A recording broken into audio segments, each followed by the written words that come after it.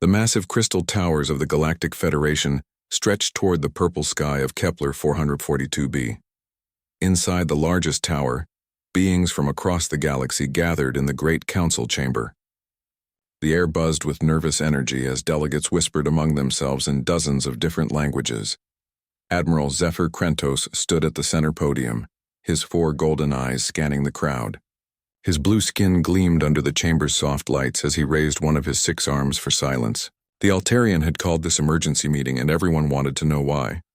"Fellow beings of the Federation," Zephyr began, his voice carrying easily through the vast chamber, "we face a mystery that has puzzled our scientists for months. 300 years ago, the human homeworld of Earth went silent. We believed they had destroyed themselves, as many young species do." Murmurs rippled through the assembly. Earth had been a joke among the older civilizations.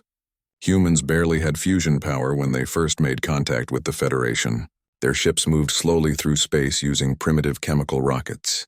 Most delegates remembered Earth as a backward world full of violent, short-lived creatures. Commander Veltar of the Voss Empire rose from his seat. The tall-scaled reptilian's red eyes glowed with suspicion. "Why do we care about dead humans, Admiral? They were barely civilized when they vanished." Zephyr touched a control panel, and a holographic display appeared above the assembly. It showed readings from deep space sensors with energy signatures that made several delegates gasp. "Because they are not dead, Commander. Our long-range sensors have detected massive energy outputs from the Sol system. Ships of unknown design have been spotted at our border stations bearing human markings." The chamber erupted in surprised chatter. Ambassador Nix of the Insectoid Hive Collective clicked her mandibles together rapidly, a sign of deep concern among her species. "Impossible," she buzzed. "Human technology was centuries behind ours. They could barely leave their own solar system." "That was 300 years ago," Zephyr replied calmly. "Our scientists believe these energy readings are beyond anything we currently possess. The ships our border scouts observed used propulsion methods we cannot identify." Dr. Korath, the Federation's chief scientist, floated forward in his environmental suit, filled with the methane his species needed to breathe. "The energy signatures suggest controlled manipulation of space-time itself," he said through his translator. "If these readings are accurate, human technology has advanced far beyond our understanding." Commander Veltar slammed his clawed fist on his desk. "This is a threat to the Empire. Humans were aggressive and unpredictable. If they have developed superior weapons, they could conquer the entire galaxy. We do not know their intentions," Admiral Zephyr said firmly. "That is why we must investigate. I propose sending a diplomatic mission to Earth to re-establish contact." The Nereid delegate, Ambassador Threx, rippled the fins along her blue-green scaled arms. Her people were known throughout the galaxy for their diplomatic skills and peaceful nature. "The collective offers our services for this mission. If humanity has truly advanced as these readings suggest, we must approach them carefully." Elder Morin of the Crystalline Etherians chimed with harmonious tones that his translator converted to words. "Our ancient records speak of humans with great potential. Perhaps isolation allowed them to fulfill that potential. Or perhaps they have become something dangerous," Veltar growled. "The Voss Empire demands military escorts for any diplomatic mission." Admiral Zephyr nodded slowly. "A mixed fleet, then. Diplomatic ships with military support, but we approach peacefully. We cannot afford to make enemies of beings with technology this advanced." The debate continued for hours. Some delegates argued that humans should be left alone, while others insisted on immediate contact. A few extremists like Veltar suggested a preemptive strike before humanity could become a threat. Finally, the vote was called. The result was close, but the decision was made. A diplomatic expedition would travel to Earth, led by Ambassador Threx and protected by a small fleet of Federation ships. Their mission was to re-establish contact and assess humanity's current capabilities and intentions. As the assembly dispersed, smaller groups gathered to discuss the implications. The Altarians were excited about potential new technologies to study. The Voss Empire began planning military responses to various scenarios. The peaceful Nereids hoped for new allies in their efforts to maintain galactic harmony. Ambassador Threx remained in the chamber after most delegates had left, studying the energy readings from Sol. Her aquatic eyes, adapted for the depths of her homeworld's oceans, could see patterns others missed. These weren't just powerful energy sources. They were elegant, controlled, and showed signs of technologies the Federation had only theorized about. Admiral Zephyr approached her, his expression troubled. "What do you see, Ambassador?" "Sophistication," she replied, her gill slits fluttering as she spoke. "These readings suggest not just advanced technology, but wisdom in its application. Look at the energy distribution patterns. They are perfectly balanced with no waste or inefficiency. Is that good or bad for our mission?" Threx turned to face him, her large eyes reflecting the holographic display. "It means we are about to encounter a civilization that has learned to harness power responsibly. In my experience, such beings are either great allies or formidable enemies. There is rarely anything in between. The next few days were filled with preparation. Ships were selected, crew members chosen, and diplomatic protocols established. The Federation had contacted hundreds of species over the millennia, but never one that had been absent for so long or developed so dramatically in isolation. Dr. Korath worked around the clock analyzing the sensor data, trying to understand what humanity might have achieved. His preliminary report suggested technologies that violated several known laws of physics, though he cautioned that the readings might be incomplete or misinterpreted. As the diplomatic fleet prepared to depart, news of the mission spread throughout Federation space. Some worlds panicked, fearing invasion by technologically superior humans. Others celebrated, hoping for new trade opportunities and technological exchanges. The fleet consisted of 12 ships, 3 diplomatic vessels, 5 escort cruisers, 2 science ships, and 2 supply vessels. Ambassador Threx would lead the mission from the diplomatic ship Harmony, while Admiral Kale of the Federation Navy commanded the military escort from the cruiser Vigilant. On the day of departure, thousands of beings gathered at the spaceport to watch the fleet leave. Some came to show support, others to witness what they believed might be the last peaceful day in galactic history. As the ships engaged their faster-than-light drives and vanished into the star-speckled darkness, those left behind could only wait and wonder what they would find at humanity's homeworld. None of them could imagine just how much the universe was about to change. The Federation fleet dropped out of faster-than-light travel at the edge of the Sol system, and immediately every sensor operator began working frantically at their stations. What they saw made no sense according to their understanding of human capabilities. Jupiter was surrounded by massive ring structures that dwarfed anything in Federation space. These weren't simple mining platforms or research stations. They were city-sized installations that pulsed with clean energy signatures. The readings showed fusion reactors operating at efficiency levels the Federation had only achieved in laboratory conditions. "By the ancestors," whispered Dr. Korath from his station, aboard the science vessel Discovery. "Those platforms around Jupiter are larger than our biggest space cities, and they are generating more power than entire Federation worlds." Admiral Kale stood on the bridge of the Vigilant, watching the tactical displays with growing amazement and concern. Saturn showed similar developments, with rings of artificial structures that seemed to harvest energy directly from the planet's magnetic field and radiation belts. "Admiral," called Lieutenant Vex from the communication station, "we are receiving a transmission." "It is coming from a human vessel approaching our position." On the main screen, a human face appeared. The man looked to be in his 30s with brown hair and calm blue eyes. He wore a simple blue uniform with no visible weapons or armor. His relaxed demeanor was unsettling to the Federation officers who had expected either hostile demands or desperate pleas for help. "Welcome to Sol System," the human said with a slight smile.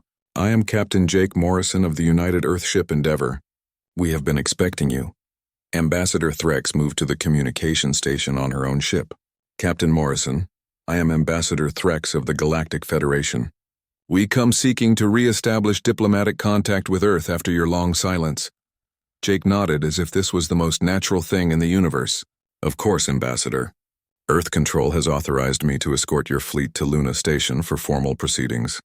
If you would follow my ship, we will guide you through the inner system." The casual nature of the response puzzled the Federation delegates. There was no surprise at seeing alien ships, no excitement about renewed contact, no fear of invasion. Jake spoke as if he dealt with alien visitors every day.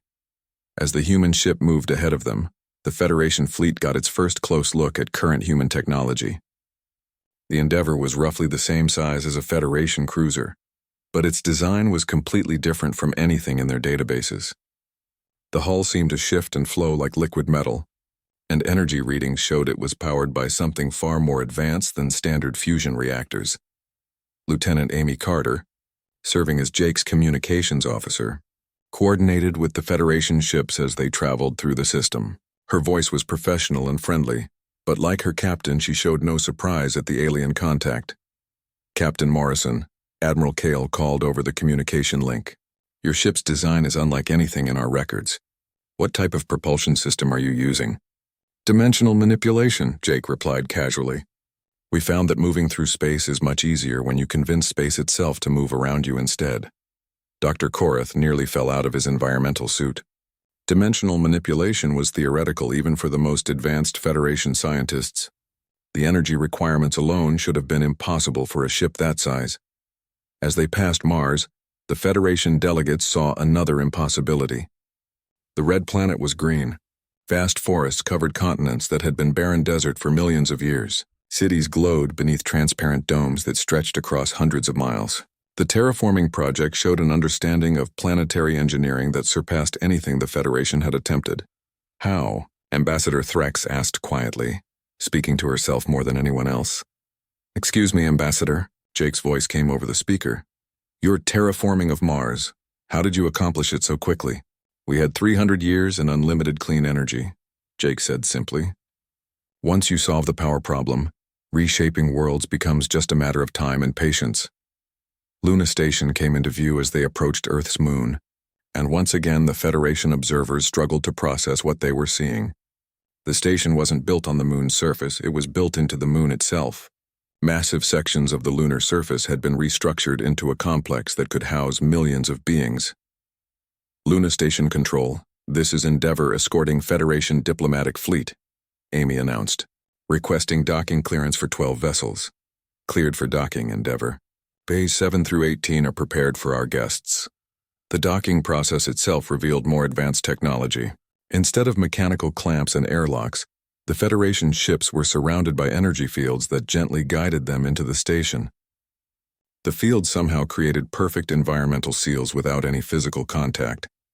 As the delegates prepared to disembark, they found that the station's artificial gravity was perfect. Not the heavy, uncomfortable gravity created by spinning sections, but smooth. Natural gravity that somehow knew exactly how to accommodate each species' different needs. Ambassador. Threx stepped off her ship and found herself in a vast chamber with a transparent ceiling that offered a stunning view of Earth. The planet below was transformed. The night side glowed with the lights of cities that stretched across entire continents. The dayside showed massive structures that could only be space elevators connecting the surface to orbital installations. A human woman approached the delegation. She appeared to be in her 40s with graying hair and kind eyes. She wore the same simple blue uniform as the ship crews, but carried herself with obvious authority. Welcome to Luna Station, she said, addressing the entire group. I am Director Susan Blake. Earth government has asked me to coordinate your visit and answer any questions you might have. Veltar pushed forward, his red eyes burning with suspicion. Where are your weapons? Your guards? Are you not concerned that we might be hostile? Susan smiled gently. Commander, if you had hostile intentions, you would never have made it past the outer system defense grid. Since you are here safely, we know you come in peace. The casual mention of a defense grid that none of their sensors had detected sent chills through the military officers. How advanced was human technology if they could hide defensive systems from Federation sensors? Dr. Korath approached with his scanner active, taking readings of everything around him. Director Blake, these gravitational fields, the energy systems, the materials used in construction, none of this matches our understanding of human capabilities. 300 years is a long time, Doctor, Susan replied. When a species focuses all its efforts on advancement instead of war or politics, amazing things become possible. As the delegation was led through Luna Station, they saw technologies that challenged everything they thought they knew about physics. Corridors that seemed to stretch and compress based on need, walls that displayed information directly to each viewer in their own language, and transportation systems that moved people instantly from one section to another, without any visible mechanism. Director Blake, Ambassador Threx said as they walked. Your people seem remarkably calm about re-establishing contact with the galaxy. Were you not curious about what had happened during your isolation? Susan paused at a large window overlooking Earth. Ambassador, we were never really isolated. We simply chose to focus inward for a while. But we always knew when we were ready the galaxy would still be here. The simple confidence in her voice carried implications that the Federation delegates were only beginning to understand. Earth had not been hiding from the galaxy. They had been preparing for something much bigger than anyone had imagined. The shuttle ride to Earth's surface took only minutes, but it felt like traveling to another universe. Dr. Lisa Bennett, their human guide, sat calmly in the pilot's seat as their craft descended through the atmosphere, using no visible propulsion system. The ship simply fell gently toward the surface as if gravity itself was carefully lowering them down.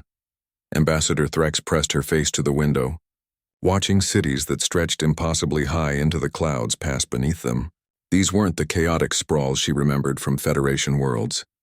Every structure seemed perfectly placed, connected by flowing lines of transport and energy that created beautiful patterns across the landscape. Welcome to Neo Singapore, Lisa said as they landed on a platform that extended from a tower reaching up beyond the cloud layer. This city houses about 50 million people, though the actual footprint is quite small thanks to vertical development. The delegation stepped onto the platform and immediately noticed the air was perfectly clean. No pollution, no chemical smells, just fresh air that seemed somehow enhanced. Dr. Korath took readings and found the atmosphere had been subtly improved from baseline Earth normal. Lisa led them into the tower, and the Federation delegates found themselves in corridors that seemed to exist in multiple dimensions. The walls curved in ways that should have led them in circles, but instead took them efficiently to their destinations. Elder Morin, whose crystalline senses could perceive spatial dimensions better than most species, chimed with confusion. The geometry here is impossible, he said through his translator. We are moving through space that should not exist. We learned to fold space for more than just travel, Lisa explained simply. Why build out when you can build in directions that don't interfere with the natural world? They reached an observation deck that should have been inside the building, but somehow offered a panoramic view of the city. Commander Veltar studied the view with a tactical eye, looking for weaknesses or defensive positions but found only beauty and efficiency. Where are your factories? He demanded. Your industrial centers? How do you manufacture goods for 50 million people? Lisa walked to what appeared to be a blank wall and placed her hand against it. The wall shimmered and became transparent, revealing a vast space filled with machines that seemed to build themselves. Materials flowed through the air like living streams, assembling into finished products without any visible waste or pollution. Every waste product becomes raw material for something else, she explained. Every bit of energy gets used multiple times before it finally dissipates as heat, and even that heat gets captured and recycled. We eliminated scarcity by eliminating waste. Dr. Korath frantically took readings of the manufacturing systems, but his instruments could not identify the underlying principles. Matter seemed to reorganize itself at the atomic level according to some kind of programmed instructions, but the energy requirements should have been enormous. Their next stop was the Pacific Metroplex, a floating city that rested on the ocean surface like a massive lily pad. The city harvested energy from wave motion, temperature differences in the water, and something Lisa called quantum fluctuations in the ocean matrix. Quantum fluctuations? Ambassador Threx asked, her scientific training struggling with the concept. Empty space isn't really empty, Lisa explained as they walked along the city's transparent walkways with the ocean flowing beneath their feet. It's full of energy that appears and disappears so quickly that most technology can't capture it. We learned to slow down those fluctuations just enough to harvest the energy. The implications were staggering. If humans had learned to tap into the fundamental energy of empty space itself, they had access to literally unlimited power. No wonder their cities could be so large and their technology so advanced. In the city's center, they found something that made even the peaceful Narids step back in shock. Humans were working alongside creatures that the Federation delegates initially thought were aliens, but were actually Earth's original dolphins and whales, modified with technology that allowed them to manipulate matter as easily as humans could. We share this world, Lisa said, watching a blue whale delicately assemble complex machinery. using projected energy fields. When we developed the ability to enhance intelligence and grant technological interfaces to our planet's other species, they became our partners in rebuilding Earth. Commander Veltar's military mind reeled at the implications. A species that could grant intelligence and technological capability to other life forms could theoretically create unlimited allies and workers. The strategic advantages were beyond calculation. Their final major stop was the Sahara Solar Complex, where the Federation delegates encountered their biggest shock yet. The entire Sahara Desert had been transformed into a massive energy collection system, but not using any solar panels or conventional technology they recognized. Instead, the desert itself had been restructured at the atomic level. The sand was now a crystalline matrix that absorbed energy from multiple sources: sunlight, cosmic radiation, geothermal heat from the Earth's core, and again those mysterious quantum fluctuations. The entire desert is essentially one massive energy collector, Lisa explained as they walked across sand that glowed softly with captured energy. But it's also still a desert. We didn't destroy the ecosystem, we enhanced it. The energy collection process actually supports more life than was here before. Indeed, the delegates could see that the desert was full of life. Plants and animals moved through the crystalline sand formations, and oases dotted the landscape where underground water had been carefully managed and enhanced. Dr. Korath knelt and touched the modified sand, his instruments going wild with readings he couldn't interpret. This manipulation of matter at the atomic level, how is it possible?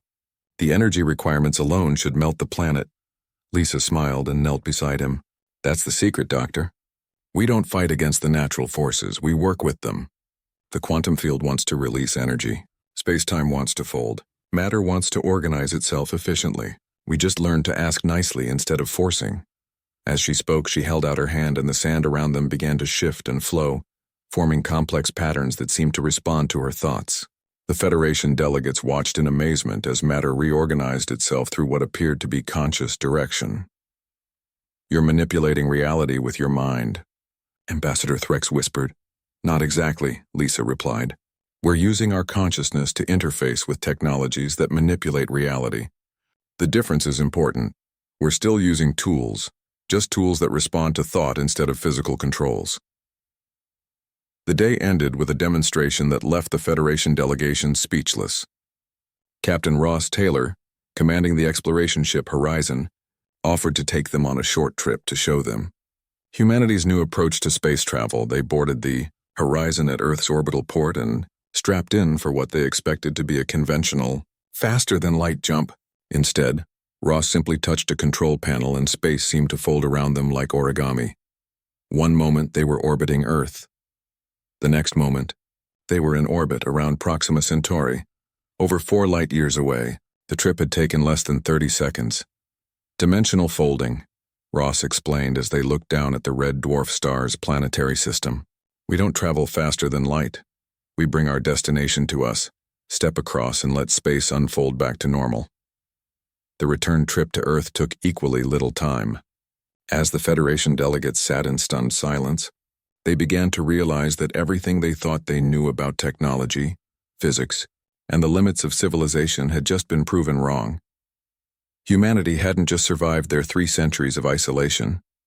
They had transformed themselves into something the galaxy had never seen before, and the implications of that transformation were only beginning to sink in. The formal dinner was held in the United Earth Government Complex in Geneva, a building that seemed to exist in perfect harmony with the Swiss mountains around it. The structure grew from the landscape like a natural formation, its walls transparent in some places and solid in others, depending on the needs of the moment. President Helen Ward entered the dining hall with the quiet confidence of someone who had dealt with much larger problems than first contact with alien civilizations. She appeared to be in her 50s, with silver-streaked brown hair and eyes that seemed to hold far more experience than her apparent age suggested. "Welcome to Earth," she said, addressing the Federation delegation gathered around a table that had somehow adjusted itself to accommodate the different physical needs of each species. "I hope your tour has been enlightening." Ambassador Threx studied the human president carefully. Like all the humans they had encountered, there was something different about her, something that suggested depths the Federation delegates couldn't quite understand. President Ward, Threx began, we are amazed by what humanity has accomplished. But we must ask, how did your species develop such advanced technology in only 300 years? The progression seems impossible. Helen smiled and gestured to the windows, which showed a view that somehow included Earth's surface, orbital stations, and distant star systems all at the same time. The answer lies in understanding what consciousness really is, Ambassador. For most of galactic history, species have treated consciousness as a byproduct of brain activity. We discovered it's actually a fundamental force of the universe. Commander Veltar leaned forward, his red eyes glowing with intensity.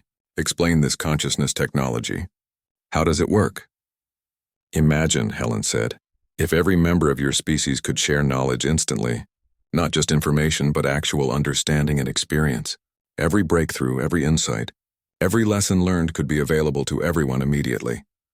Dr. Koreth's environmental suit hummed with excitement as his instruments detected energy patterns around the humans that he couldn't identify. You're describing some kind of telepathic network. More than that, said Commander Alex Hughes as he entered the room. The tall, athletic man wore the same simple uniform as other Earth military personnel, but carried himself with an authority that suggested vast experience. We developed collective consciousness technology, individual minds linked into a shared intelligence while maintaining personal identity and creativity. Alex sat down and the table automatically adjusted to include him. 300 years ago, human scientists discovered that consciousness operates on quantum fields that exist outside normal space-time. Once we learned to access those fields technologically, everything changed. The implications hit the Federation delegates like a physical blow. A species with shared consciousness could eliminate the inefficiencies that had plagued galactic civilization for millions of years. No more rediscovering the same technologies, no more repeating the same mistakes, no more waste of intellectual resources. The isolation wasn't accidental, Helen continued. It was necessary. Developing this technology required the focused attention of our entire species. We couldn't afford distractions or outside influences during the critical development period. Elder Morin chimed with harmonious tones that expressed deep concern. If your entire species shares consciousness, are you still individuals? Do you still have free will? Dr. Carl Stevens, Earth's chief physicist, joined the conversation from where he had been standing quietly by the windows. He was a man in his 40s with kind eyes and an air of deep contentment. Think of it like this, Carl said, sitting down as the table expanded again. You still have your own thoughts, feelings, and personality. But you also have access to the thoughts and experiences of others when you need them.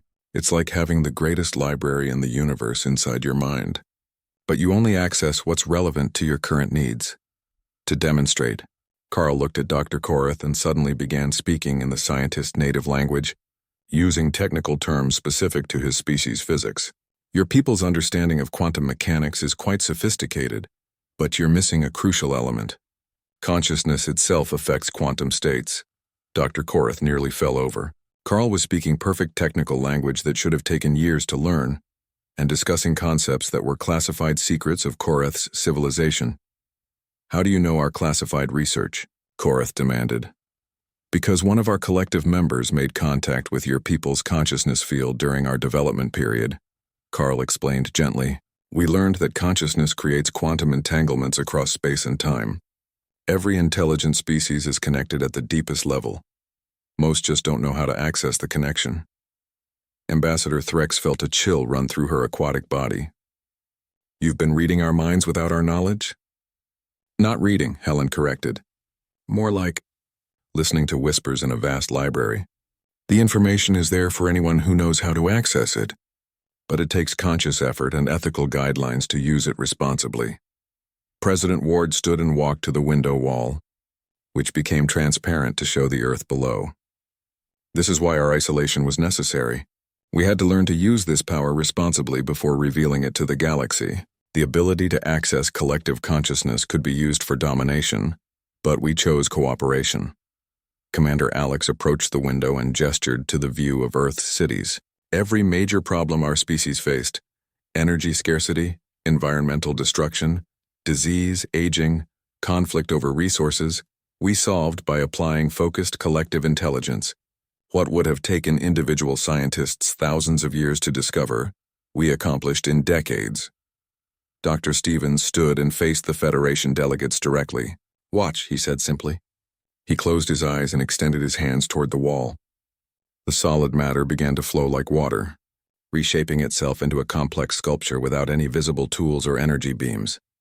"Matter manipulation through consciousness interface," he explained, as the wall returned to normal. When millions of minds focus on the same quantum field, reality becomes quite malleable. We can move mountains, influence weather patterns, even affect the behavior of stars if necessary. The demonstration was both fascinating and terrifying. Commander Veltar stood abruptly, his warrior instincts triggered by the implications of such power. "This is a weapon beyond anything in the galaxy," he growled. "You could reshape entire worlds, destroy fleets with a thought, conquer civilizations without firing a shot." "We could," Helen agreed calmly. "But why would we want to? Conquest creates resistance and conflict. Cooperation creates growth and harmony. Our collective consciousness taught us that helping others ultimately helps ourselves." Dr. Korath was frantically taking readings of the quantum fields around the humans, but his instruments couldn't process what they were detecting. "The energy signatures suggest you're accessing dimensions of reality we didn't know existed." 11 dimensions, actually, Carl said cheerfully. "Standard physics only accounts for 4. The other 7 are where consciousness operates, and they're where the real power of the universe resides." As the evening continued, the Federation delegates began to understand the true scope of humanity's transformation. They hadn't just developed new technology, they had evolved into something unprecedented in galactic history. A species with shared consciousness, reality manipulation abilities, and unlimited clean energy, but somehow still retaining individual personality and ethical restraint. "What do you want from us?" Ambassador Threx finally asked. "Why reveal this to the Federation?" Helen returned to the table, and her expression became serious for the first time that evening. "Because consciousness is meant to be shared, Ambassador. Every species in the galaxy has the potential to achieve what we have achieved. The universe is vast and full of wonders, but it's also full of challenges that require cooperation to overcome. You want to share your technology," Veltar said suspiciously. "We want to share our evolution," Alex corrected. "Not to make you like us, but to help each species become the best version of themselves. Collective consciousness doesn't eliminate cultural differences. It enhances them by allowing peaceful cooperation despite those differences." As the dinner ended and the delegates prepared to return to their ships, they carried with them the knowledge that the galaxy was about to change in ways they could never have imagined. Humanity had returned not as conquerors or even as advanced allies, but as teachers offering to help all intelligent life transcend the limitations that had defined civilization for millions of years. The question now was whether the galaxy was ready for such a transformation. The Federation delegates gathered in Luna Station's main conference room 3 days after the dinner in Geneva. The past days had been filled with tours, demonstrations, and private discussions that left each species grappling with the implications of humanity's transformation. President Helen Ward entered the room, followed by several other humans, including Commander Alex Hughes and Dr. Carl Stevens. But it was the woman beside Helen who drew the most attention. Vice President Karen Lopez carried herself with the same quiet confidence as other human leaders, but her presence seemed to affect the quantum fields in ways that made several delegates' instruments hum with activity. "We've given you time to process what you've learned," Helen began, taking her seat at a table that adjusted itself to accommodate everyone present. "Now we'd like to discuss the future of galactic civilization." Ambassador Threx spoke for the Federation delegation. "President Ward, your species' achievements are remarkable, but they also raise concerns. The power you've developed could easily be used to dominate other species." "It could," Karen agreed, "which is exactly why we spent 300 years learning to use it responsibly. What we're proposing isn't human dominance over the galaxy, it's the elevation of all species to their full potential." Commander Veltar's scales shifted to a darker red, a sign of agitation among his people. "And if we refuse this elevation?" "What then?" "Then you continue as you always have," Helen replied simply. "We're not here to force change on anyone. We're offering assistance to those who want it." Dr. Korath leaned forward in his environmental suit. "Explain this assistance. What exactly are you proposing?" Admiral Nick Foster, who had been quietly observing from near the window, stepped forward.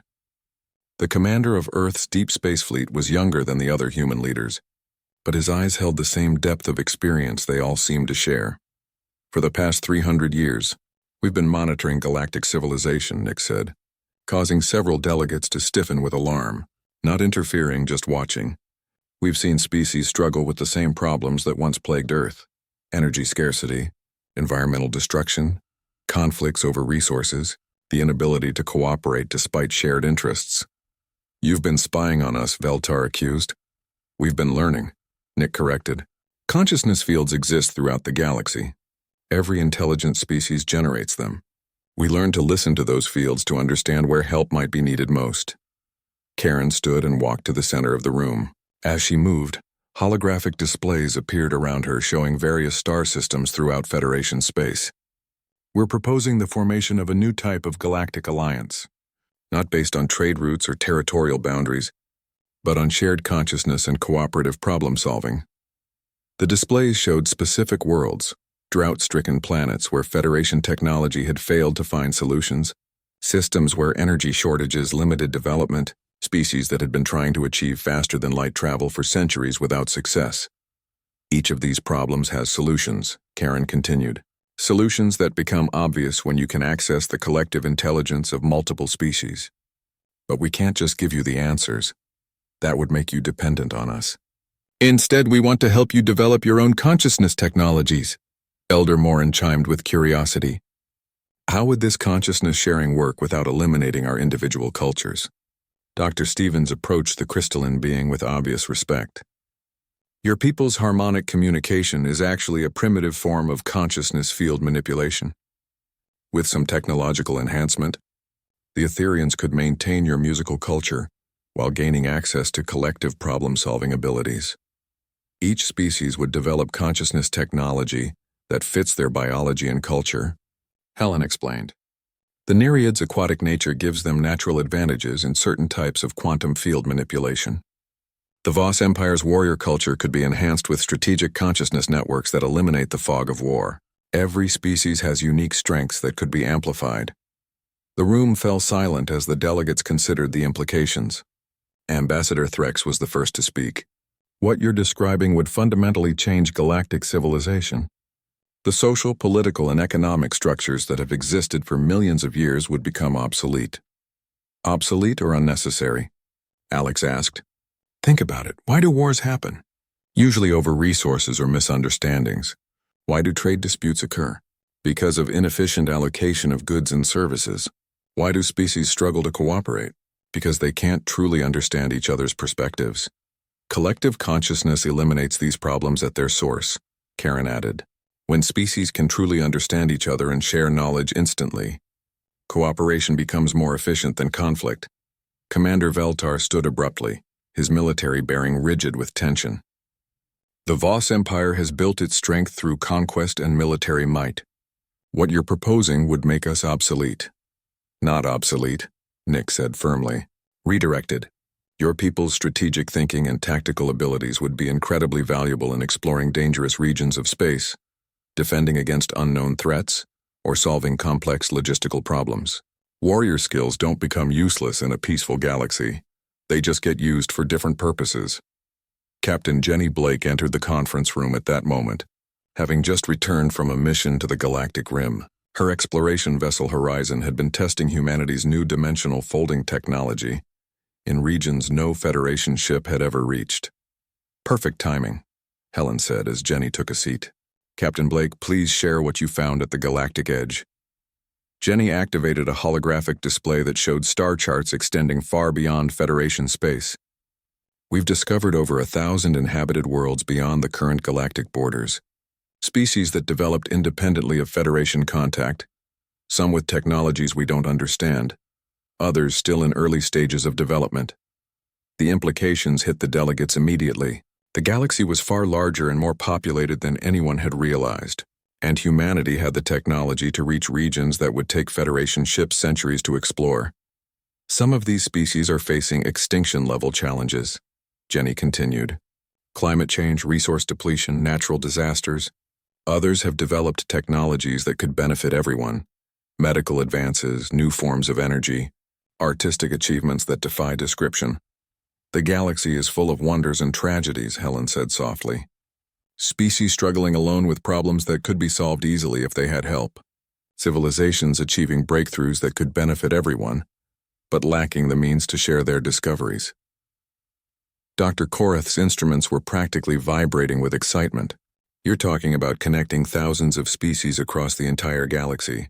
The knowledge-sharing possibilities would be unlimited. And the risks, Veltar pointed out grimly. What happens when a hostile species gains access to this consciousness network? What if someone uses the technology for conquest instead of cooperation? Valid concerns, Alex acknowledged, which is why the network has built-in safeguards. Consciousness fields naturally resist hostile intrusion. Species motivated by conquest or domination find it difficult to access cooperative consciousness states. The technology itself promotes peaceful interaction. Karen returned to the center of the room. We're not asking for an immediate decision. What we're proposing is a gradual process.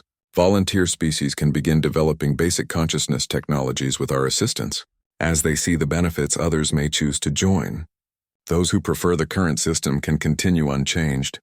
A test program, Ambassador Threx mused. Start with willing participants and see how it develops.